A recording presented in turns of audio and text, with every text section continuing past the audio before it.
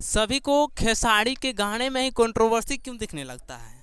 सभी को खेसारी के गाने पर ही चोरी का आरोप क्यों लगाने लगते हैं? सभी लोग खेसारी के गाने पर ही चोरी का आरोप लगाने लगते हैं कि खेसारी लाल यादव गाने जो है वो चोरी करके लिखे हैं, या फिर उनके राइटर चोर है या फिर खेसारी लाल यादव, ये समझ में नहीं। एक बात तो स्पष्ट है, गूगल ने भी स्पष्ट कर दिया है कि भोजपुरी का चोर खेसारी लाल यादव है।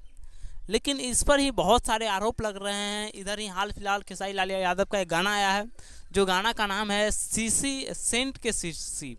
अब ये गाना कहा जाता है कि ये गाना जो है चोरी करके गाया गया है। एक ऋतिक सिंह नाम का लड़का है जो सोशल मीडिया पे एक इंटरव्यू में कहता है कि खेसारी लाल यादव जो है वो चोरी करके गाना गाए हैं। अब आप बताइए कि जिस इंसान के बारे में गूगल भी कहता है ये चोरी करके कहता है, अगर कोई इंसान कह दे तो फिर इसमें कंट्रोवर्सी कैसा?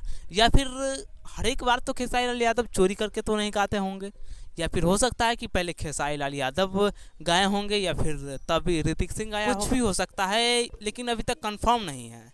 लेकिन हर एक बार खेसारी के गाने में कंट्रोवर्सी क्यों हो जाता है?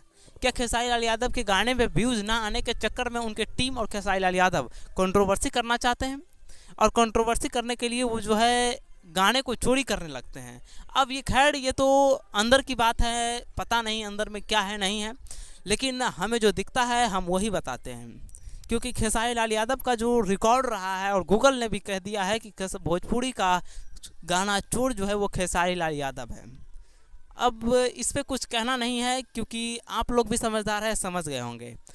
बाकी अपनी राय हमारे कमेंट बॉक्स में ज़रूर दीजिएगा, क्योंकि आपकी राय हमारे लिए बहुत महत्वपूर्ण होगा।